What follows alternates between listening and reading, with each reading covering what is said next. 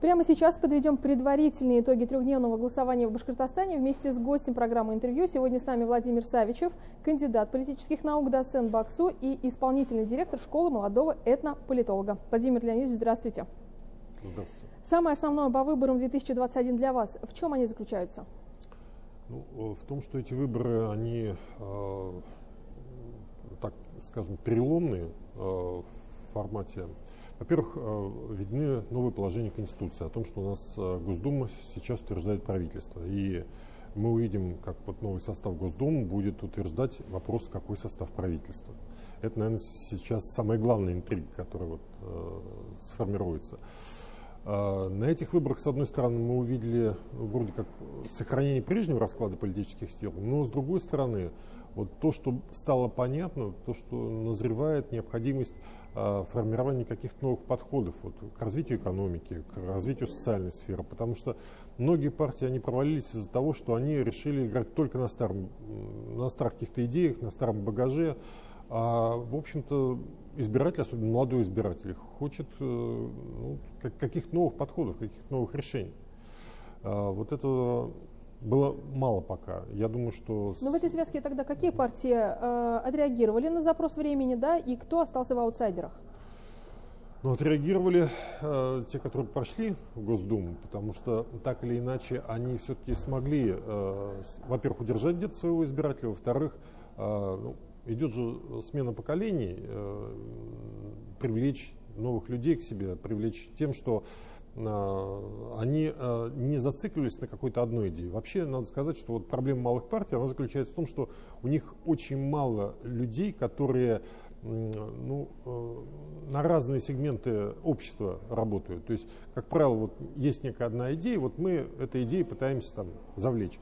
А это сегодня не работает, у нас очень разнообразное общество. Поэтому те партии, которые предъявили избирателю очень разных лидеров общественного мнения, в культуре, в экономике, в социальной сфере, в спорте и так далее, вот эти партии, они потихонечку и смогли эту большую массу избирателей в свою копилку набрать. То есть из одной социальной группы, из другой социальной группы это сработало. А те, кто сделал ставку на какую-то одну идею, на какую-то одну социальную группу, и получили очень-очень мало. Второй момент. Мы увидели на этих выборах определенную согласованность действий наших политических партий. Потому что при всех, казалось бы, противоположных подходах достаточно корректно шла избирательная кампания, то есть при критике, при разных позициях, но все-таки она не переходила определенные грани, и это показывает о том, что политическая система, она у нас взрослеет. То есть есть понимание, что политические вопросы, они решаются не в формате крика, не в формате ругани или каких-то уличных действий, а в формате очень серьезной работы по консолидации вокруг себя всех сторонников, всех, кто обладает определенными ресурсами. Это мы увидели. Мы увидели еще один момент, что резко возросло значение интернет-технологий. Есть партии, которые говорят, нас не пускают на телевизор, у нас очень мало дают в средствах массовой информации и так далее. Но дело в том, что в интернете нет никаких ограничений. Работайте доводите свою позицию, привлекайте избирателей. Мы опять же увидели в этих вирусных роликах вообще какие-то новые подходы, так скажем, выход за определенные стандарты. Поскольку у нас избиратели это 18+, то их и привлекали какими-то темами, которые чисто взрослые темы, так скажем. Это та новизна, которую мы увидели. И, конечно, трехдневное голосование – это достаточно тяжелая вещь, с одной стороны, потому что большой объем работы, оправдано оно было тем, что надо было как-то развести потоки. Посмотрите, в общем-то, явка была очень-очень большой. Но, с другой стороны, это и стимулировало такую высокую явку, потому что были люди, которые, допустим, традиционно по выходным не успевали. То есть они куда-то уезжали, вечером приезжали, уже все закрыто. А здесь у них была возможность в рабочий день, после работы прийти проголосовать. Или наоборот, люди работают, но они на воскресенье это оставляют. Приживется ли такой формат, посмотрим. Потому что, с одной стороны, это тяжело, с другой стороны, это дает новые возможности для избирателей. Опять же, вот у нас в республике это не применялось, а в 7 регионах страны использовался формат электронного голосования, и особенно молодежь заинтересовалась очень этим форматом, потому что никуда не надо ходить. Ты в привычной для себя среде социальных сетей просто находишь там этот сайт, где у тебя уже все возможности есть, ты можешь проголосовать, как тебе удобно. Но вопрос доверия к таким результатам. Каким образом можно проверить, да, и прозрачными сделать электронные выборы возможно? Ну, это эксперимент же был. Угу. Вот 7. Результаты ждем. Да, во-первых, надо посмотреть, как это все прошло, надо все это проанализировать. После этого уже специалисты смогут сказать, как, допустим, сделать это, с одной стороны, надежно, чтобы никто там не вмешивался, не мог ничего поменять. С другой стороны, ну, действительно легитимно в том плане, чтобы люди доверяли этим результатам.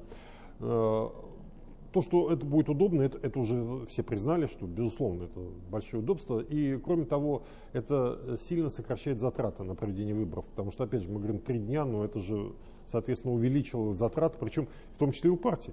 Потому что им надо было уже не на 1 день находить наблюдателей, а на 3 дня. И там еще и ночи и так далее. Вот СПЧ организовала общественную трансляцию по всем избирательным участкам, где были установлены камеры, и каждый желающий мог прийти к ним. Вот, а СПЧ это не государственная структура. Вот, и, пожалуйста, сколько у тебя хватает времени, сил, желания, отсматривай, там, контролируй и так далее. Но это тяжело 3 дня делать, честно говоря, поэтому... Может, с непривычки, посмотрим. Владимир Леонидович? Может, с непривычки? Может быть, да, потому что мы когда-то и многопартийных выборов у нас не было. Сейчас мы уже не представляем себе, а как это могут быть выборы там, только из одного кандидата или из одной партии. В общем-то, избиратель хочет, чтобы у него действительно был выбор, и он сейчас этот выбор получил очень разный, то есть, можно сказать, на все вкусы, на все там политические пристрастия были партии, кандидаты. Но если в цифрах, то это 14 партий и 13 кандидатов на одно место в Госдуму. Вот оправдывает ли такое большое количество, да, и в реальности совпадает вот эта активность? Ну, мы видим, что, конечно, партиям не хватило ресурса, потому что те, кто готов поддерживать какие-то политические силы, естественно, делают ставку на лидеров. И в данном случае уже остальным, как говорится, вот этого ресурсного пирога не достается. Поэтому, наверное, в перспективе будет сокращение количества партий. Не потому, что там они там не хотят. Ну, просто ресурсная база она достаточно ограничена. А избиратель, когда он видит похожие партии, он, естественно, выбирает ту, которая крупнее, ту, которая там, с большей гарантией пройдет, потому что ему не хочется терять свой голос. И поэтому все равно получается такая вот ориентация избирателя на крупных политических игроков. Дайте, пожалуйста, оценку партиям, которые вот в Госдуме представлены были, да, малые новые партии. Каким образом они действовали, особенности их кампаний избирательных? Ну вот, если мы возьмем лидера «Единую Россию», то надо сказать, что очень разнообразная была кампания. Здесь активно применялись интернет-технологии. Вместе с тем, так скажем, работа с избирателем в офлайне, она тоже была очень активно организована, и в том числе привлекались муниципальные депутаты, которых достаточно много, и выясняется, что вот этот ресурс очень важен, потому что у нас вот округа большие, 500 тысяч избирателей в среднем на округ. Конечно, кандидат со всеми этими людьми встретиться не может. Если покороче, пожалуйста, Владимир Леонидович. Коммунисты, КПРФ, ЛДПР, «Справедливая Россия», «Патриоты за правду», да, новые люди. Ну вот у коммунистов получилось, с одной стороны, они консолидировали левый фланг, очень много таких ярких людей пришло туда, но вместе с тем вот эта, так скажем, неспособность вовремя перестроиться, неспособность вовремя добавить каких-то новых идей, каких-то новых подходов для того, чтобы не остаться в своем сегменте, а расширять его.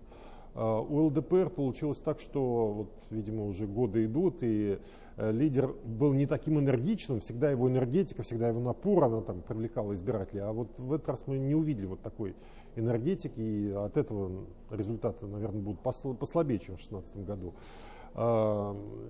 Очень много дал для партии «За правду» Захар Прилепин. Он действительно вот стал вот тем новым, так скажем, лидером общественного мнения, который где-то не просто всколыхнул вот ту часть избирателей, которые с одной стороны левые, а с другой стороны вот за коммунистов не хочет голосовать, но и дал вот какую-то новую идеологическую основу для всего этого. Это была, конечно, удачная очень вещь. Но то, что касается партий, которые делали ставку, ну, вообще надо сказать, что у нас тот спектр избирателей, которые патерналисты, которые там за то, чтобы роль государства усиливалась, очень большая. А вот, допустим, тех же либералов, их немного. И те, кто делает ставку исключительно вот на этот сегмент, они, как правило, набирают очень мало. Потому что он сам, во-первых, небольшой, во-вторых, весь либеральный фланг, он такой очень такой креативный, они хотят видеть очень разных лидеров, и как бы рассыпается вот эта вот часть электората по очень разным политическим силам. Там кто-то за яблок, кто-то за новых людей, кто-то в какой-то другой партии видит возможность, так скажем, себя, свои интересы отразить. Вот, поэтому тут не получается у них собрать вот, действительно какой-то значимый состав избирателей для того, чтобы показать, что они такая сила, которая проходит в Думу. Но перспективы есть, согласитесь. Ну, здесь, если они будут делать ставку только на либеральную идею, наверное, особой перспективы не будет. Здесь им надо задуматься над тем, как расширить вот, социальную группу поддержки, за счет каких новых идей привести тех, особенно молодых людей, которые аполитичны, по сути дела. То есть они выбирают не политическую идею, они выбирают что-то интересное, какого-то вот лидера общественного мнения. Они выбирают для себя какую-то перспективу. Вот в этом направлении надо думать. Спасибо большое, Владимир Леонидович. Сегодня гостем программы интервью в эфире БСТ был кандидат политических наук, исполнительный директор школы молодого этнополитолога, а также доцент БАКСу Владимир Савичев. Не переключайтесь, оставайтесь вместе с нами.